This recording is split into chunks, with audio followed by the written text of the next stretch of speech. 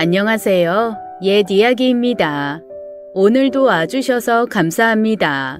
옛 이야기 채널은 사연 읽어주는 남녀에서 지금은 삭제되어 들을 수 없는 2021년도에 소개해드린 사연 중 베스트 사연만 뽑아서 다시 읽어드리는 채널입니다. 구독과 좋아요 부탁드리며 그럼 바로 사연 소개해드릴게요. 안녕하세요. 명절 잘들 보내셨나요? 저는 이번 명절엔 집에서 편히 가족들과 보내게 되었습니다. 사실 그동안 살면서 시댁에 가서 밥을 먹을 때마다 늘 걱정이 앞섰는데요. 시어머니 때문에 시댁에 갈 때마다 긴장을 해서 언제나 스트레스였어요. 그렇다고 제가 시부모님과 사이가 안 좋거나 서로 미워하거나 그런 감정은 전혀 없습니다. 저희 시부모님 굉장히 좋은 분들이시고 저도 시부모님을 무척 존경하며 살고 있거든요. 아무튼 저희 시댁에 어떤 사건으로 인해 이제는 시댁에 가서 밥 먹는 게 전혀 두렵지 않게 되었어요. 이번엔 가족끼리만 지내게 돼서 좀 아쉬운 마음에 시간도 나고 재밌는 사연 여러분들께 들려드리고 싶어서 이렇게 사연을 적어보게 되었습니다. 저희 시어머니는 자수성가하셔서 강남의 큰 집에서 사세요. 노후 준비도 물론 다 끝내놓으셔서 본인 취미활동 즐기시며 정말 여유롭게 지내십니다. 시댁이 여유롭게 잘 사는 덕분에 저 또한 남편과 결혼하며 이것저것 덕을 많이 보았어요. 결혼 시작부터 저희에게 집을 사주셔서 집 걱정 없이 여유롭게 시작했죠. 게다가 아기 낳고서는 차도 SUV로 바꿔주셔서 아이 짐도 넉넉히 싣고 다니며 편하게 잘 지내고 있습니다. 저희 시어머니는 못해주신 것보다 잘해주신 게 훨씬 많아서 정말 늘 감사한 마음을 가지고 있어요. 그런 시어머니께서 작년 이맘때쯤에 이것 때문에 참 고생을 많이 하셨는데요. 그 이야기를 한번 들려드려 볼까 해요. 제가 결혼 전부터 깔끔한 성격이라 시어머니께서 저를 까탈스럽게 보실까봐 걱정했었는데요. 저희 시어머니도 저 못지않게 깔끔한 성격이시더라고요. 그래서 결혼 전부터 시어머니가 너무 좋았어요. 결혼하기 전에 집안 분위기도 살필 겸 시댁에 몇 번 놀러가 본 적이 있는데 시댁에 갈 때마다 늘 집이 깨끗하더라고요. TV장에 먼지 하나 없고 화장실이 윤이 날 정도로 늘 깨끗했습니다. 그리고 어질러진 물건들도 없이 언제나 잘 정돈되어 있었죠. 그래서 시댁에 놀러 갈 때마다 어쩜 이렇게 집이 잘 정돈되어 있고 깨끗하냐고 감탄을 하곤 했습니다. 남편 말로는 자기가 어릴 때 엄마가 아침마다 환기하고 쓸고 닦고 청소하던 기억이 날 정도로 엄마가 깔끔한 성격이라고 하더라고요. 저도 지저분한 걸 싫어하는 성격이라 시어머니가 저랑 통하는 부분이 있구나 하고 내심 좋아했어요. 그런 저희 시어머니께서도 완벽하지 않은 부분이 있었는데 그건 결혼 전에는 결코 알 수 없는 부분이었습니다. 왜냐하면 결혼 전에는 시댁에 놀러 가더라도 밥을 먹고 온 적은 한 번도 없었거든요. 결혼을 하고 처음으로 시댁에서 밥을 먹게 되었어요. 음식도 얼마나 잘하시는지 다 맛있고 설거지도 저랑 같이 하셨는데 정말 깔끔히 몸에 배어 있으셨어요. 사업 수완도 좋으시고 집안일도 잘하시는 데다 자기 관리도 잘하시고 음식까지 잘하시는 시어머니를 보며 정말 존경스럽다는 생각이 절로 들 만큼 제 롤모델이셨죠. 하지만 그 후로 자주 시댁에 드나들다 보니 밥 먹는 횟수도 많아지고 점점 시어머니의 오개티를 보게 되었는데 그건 바로 음식에 대한 거였어요. 참고로 저희 시어머니 좌우명이 아껴야 잘 산다입니다. 젊은 시절부터 알뜰하게 열심히 살아오셔서 지금의 부를 이루었다고 생각하시는지 음식을 함부로 버리지 못하시더라고요. 하루는 결혼 후 처음 맞는 명절에 전을 부치게 되었어요. 저는 전을 부치고 시어머니는 고구마 튀김을 하셨어요. 그런데 고구마를 다 튀기고 나서 프라이팬에 남은 기름이 아깝다고 튀김 찌꺼기들을 건져내시고 그 기름을 하루 종일 재탕해서 계속 쓰시더라고요.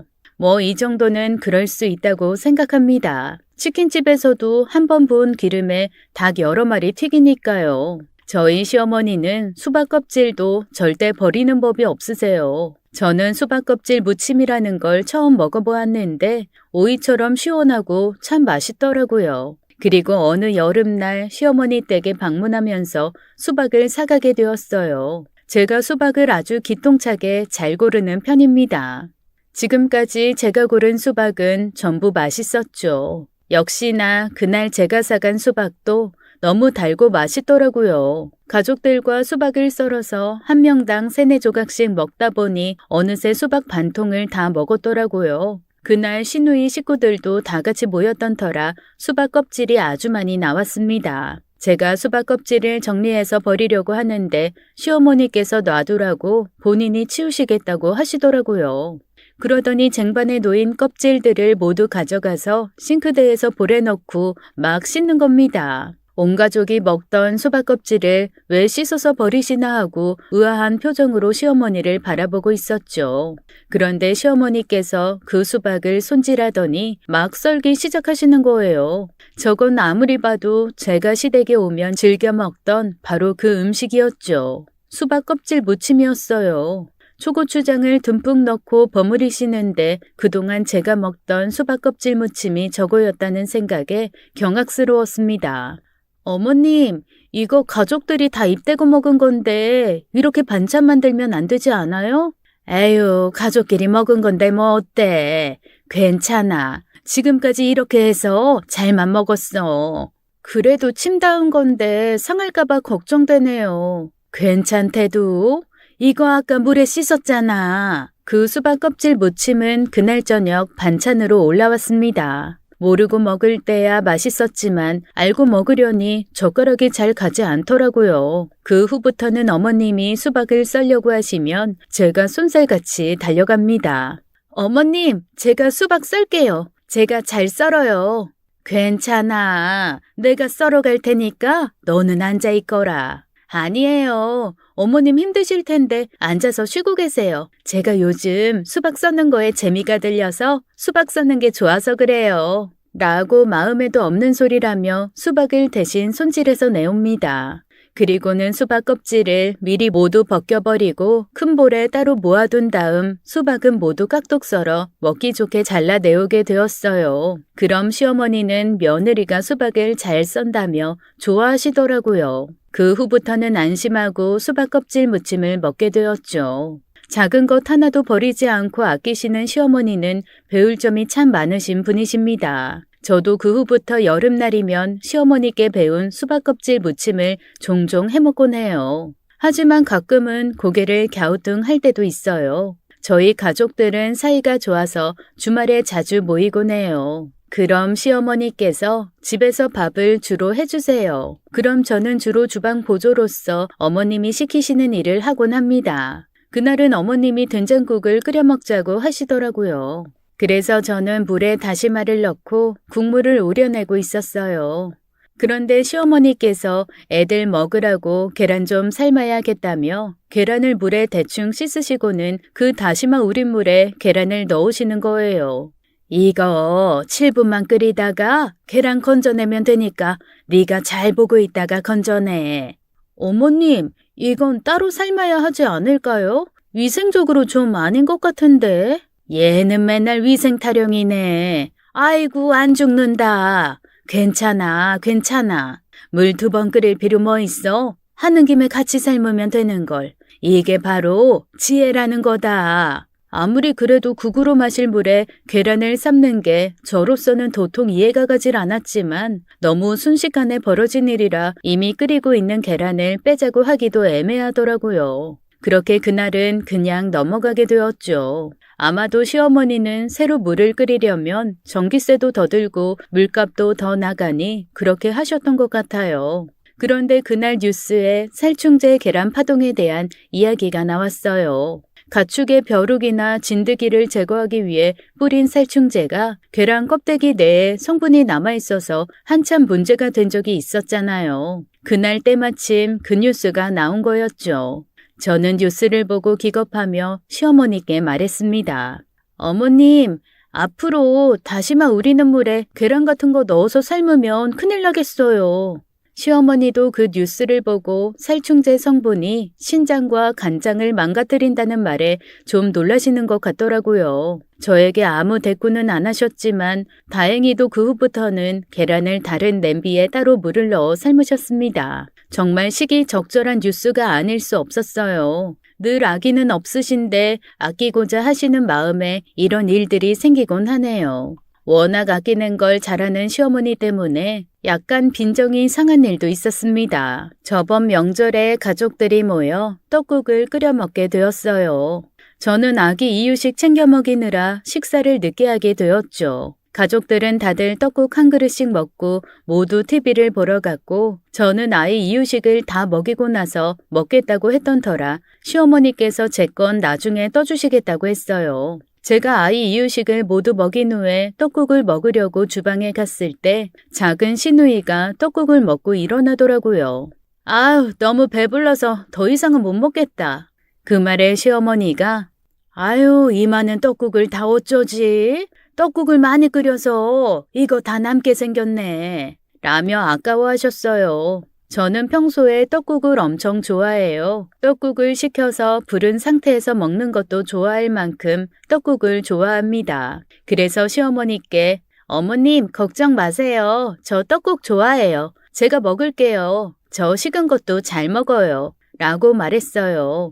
그러자 시어머니가 시누이가 먹던 떡국 그릇을 싱크대로 가져갔다가는 다시 그 그릇을 제 앞에 슬그머니 놔주며 먹고 더 떠먹어라 라고 하시더라고요. 저는 시누이가 먹다 남긴 떡국을 앞에 도와주는 시어머니를 보며 당황한 표정으로 네? 아, 어머니, 제가 새로 떠먹을게요. 라고 하고는 그 떡국을 싱크대에 두고 다시 새로 떠와서 떡국을 먹은 적이 있네요.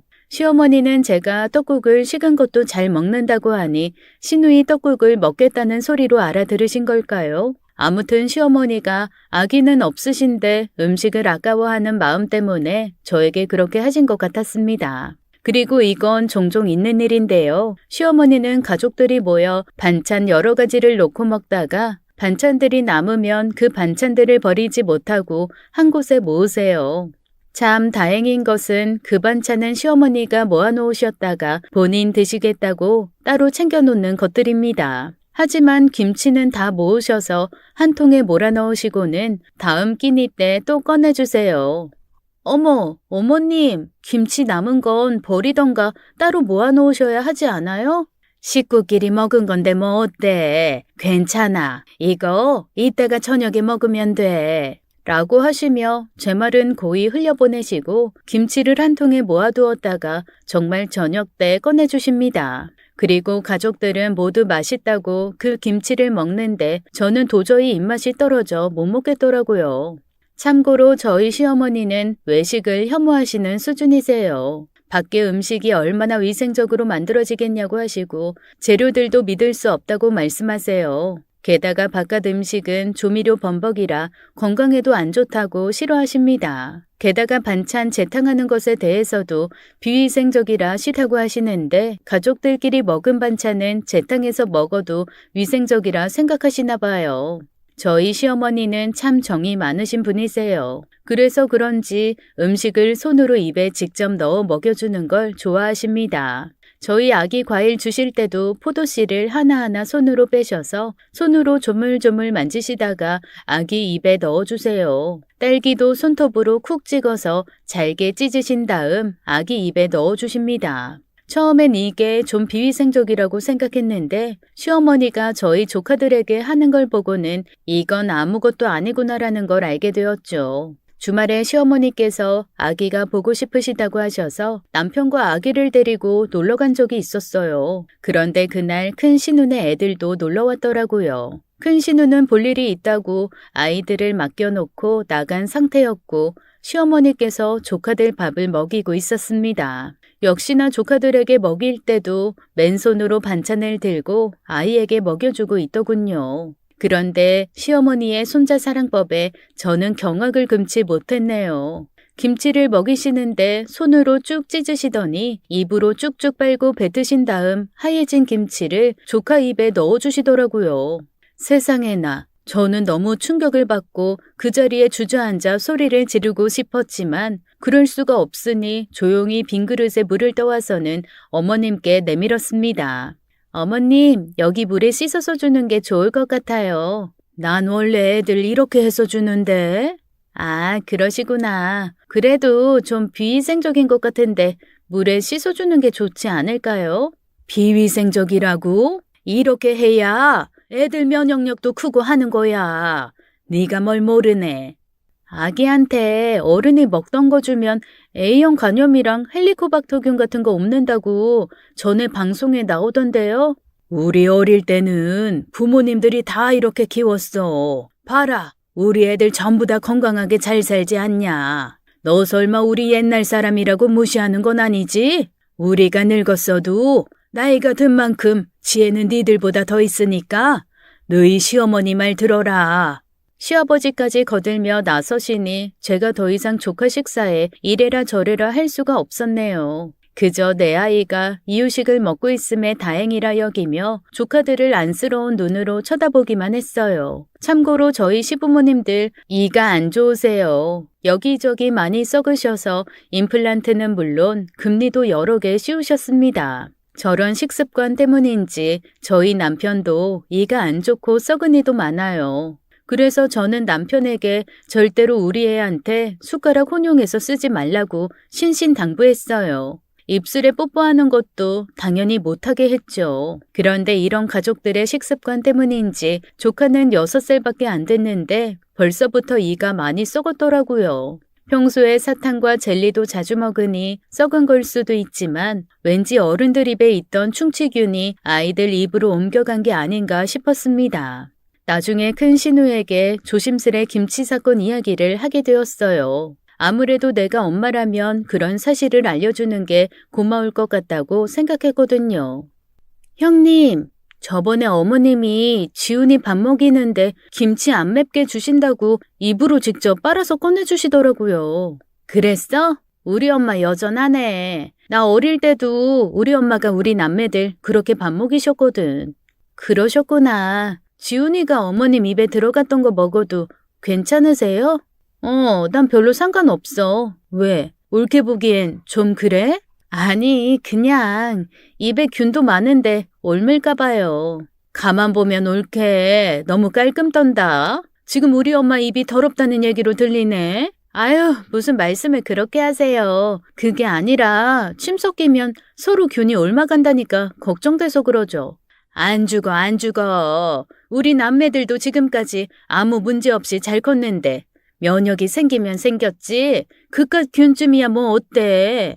큰 시누이의 말에 속으로 엄청 경악하며 겉으로는 동감한다는 표정으로 고개를 끄덕이고 그렇구나를 연발했습니다. 시댁 식구 다들 좋으시고 멀쩡하신데 먹는 식습관 관련해서는 왠지 좀 상식이 안 통하는 분위기였어요. 본인들이 괜찮다는데 제가 더 이상 뭐라고 말하겠어요. 그저 내 자식만이라도 잘 지켜내야겠다 생각하며 더 이상 아무 말 안 했네요. 아무튼 시댁에 밥 먹으러 가는 게 두려워지기 시작하던 어느 날 조카 생일이라 시댁에 다 같이 모였습니다. 그런데 조카가 화장실에 갔는데 큰 소리로 엄마를 막 부르더라고요. 엄마! 엄마! 이것 봐봐요! 왜? 너가 혼자 닦고 나와. 빨리요. 이것 좀 보세요. 뭔데 그래? 큰 시누이는 귀찮은 듯 소파에서 일어나 화장실에 들어갔다가 깜짝 놀란 듯한 신음을 내뱉었어요. 어머, 얘 왜 이러지? 여보, 이리 와서 이것 좀 봐봐. 뭔데 나까지 불러? 왜? 뭔데? 이거 왜 이래? 알고 보니 큰 시누네 조카가 혈변을 봐서 검은색의 변을 보게 된 거였어요. 분명 그날 검은색이 나올 만한 음식을 먹은 게 없었는데 검은 변을 보니 큰 시누네가 모두 놀란 거였죠. 조카는 딱히 고통을 호소하는 건 아니었기에 일단은 지켜보기로 했는데 조카가 한 번 더 화장실을 갔는데 또 검은 변이 나온 걸 보고는 놀라서 바로 병원에 데려갔습니다. 시어머니와 시아버지도 놀라 함께 병원에 따라가게 되었죠. 저희까지 따라가기엔 너무 번잡스러울 것 같아 저희는 그날 바로 집으로 오게 되었어요. 그리고 다다음 날 큰 시누이에게서 연락이 왔습니다. 형님, 지훈이 왜 그런 거래요? 아휴, 지훈이가 위염이라네. 그래서 혈변이 나온 거래. 위염이요? 어머, 그 어린애가 왜 위염에 걸린 거래요? 헬리코박터인지 뭔지 때문에 위염이 생긴 거라는데 항생제로 치료해야 된다네. 어머, 헬리코박터균이요? 그거 국 같은 거 같이 떠먹거나 그러면 걸리는 거 아니에요? 그렇다네. 그동안 내가 무지했어. 설마 우리 애가 이런 거에 걸릴 줄 누가 알았겠어? 아무튼 이것 때문에 우리 아들 고생 좀 하게 생겼어. 올케도 음식 먹을 때 식기 따로 쓰고 절대로 어른 입에 넣었던 거 애한테 넣어주지 마. 라고 하고는 전화를 끊었습니다. 그리고 시간이 지나 조카는 다행히 괜찮아졌어요. 그리고 시댁에 또 모인 날이었죠. 시어머니께서 또 버릇처럼 손에 묻은 반찬 양념을 쪽쪽 빠시고는 조카밥에 반찬을 집어 얹어주시더라고요. 아무래도 그동안 해오신 습관들 때문에 실수로 그러시는 듯 했습니다. 그런데 큰 시누이가 갑자기 버럭하며 엄마, 또 누굴 잡으려고 그래? 엄마가 빤 손가락으로 애 반찬을 주면 어떡해? 제발 손으로 음식 좀 주지 마. 지훈이 저번에 제균 치료 받은 거 잊었어? 아이고 참 맞다. 내가 깜빡했네. 제발 우리 위생적으로 좀 살자. 그럼 나는 뭐 비위생적이라 그거야? 듣고 보니 은근 기분 나쁘네. 헬리코박터인지 뭔지가 입에서 입으로 옮는다고 하니까 그렇지. 솔직히 말해서 그게 나한테서 옮은 건지 아닌지도 모르는데 넌 왜 내 탓만 하니? 아주 지엠이 더럽다고 갖다 버리겠네. 엄마는 무슨 말을 또 그렇게 해? 서로 조심하자는 거지. 이제 며느리도 모자라 너까지 나 비위생적이라고 흉보니? 큰 신우와 시어머니 말다툼에 눈치만 보고 있던 저는 시어머니가 저를 거론하시는 바람에 사례가 걸려 연신 기침을 했습니다. 먹던 밥이 체하는 줄 알았어요. 이게 바로 말로만 듣던 고래싸움에 새우등 터지는 거구나 했네요. 시어머니는 평생을 살면서 속 불편해 본 적 없다 하시며 자신의 몸엔 헬리코박터균이 없다고 장담하셨고 큰 신우에게 다른 데서 옮아와서 괜히 엄한 사람 잡는다며 핀잔을 하셨어요. 하지만 시어머니의 호언장담이 무색하게도 얼마 안가 시어머니께서 병원을 찾게 되셨습니다. 시어머니는 소화가 잘 안 되고 속이 쓰리시다며 병원을 찾게 되셨어요. 그리고 검사 결과 위궤양 때문에 아프다는 사실을 알게 되었고 위궤양을 유발한 원인이 헬리코박터균이라는 사실에 또 한 번 놀라게 되었죠. 헬리코박터균이 무서운 게 위에 문제를 일으켜 나중엔 위암까지 발전할 수 있다고 하더라고요. 결국 시어머니는 헬리코박터 제균 치료를 시작하게 되셨어요. 그리고 치료 과정에서 항생제 부작용 때문인지 복통과 구토로 엄청 힘들어 하셨죠. 조카에 이어 시어머니까지 헬리코박터균에 감염되고 나니 병원에서는 가족들도 감염되어 있을 확률이 높다며 증상이 있을 경우에 꼭 내원해서 검사 받아보라고 했습니다. 이게 참 골치 아픈 게 한 번 치료한다고 해서 완전히 없어지는 게 아니라고 하더라고요.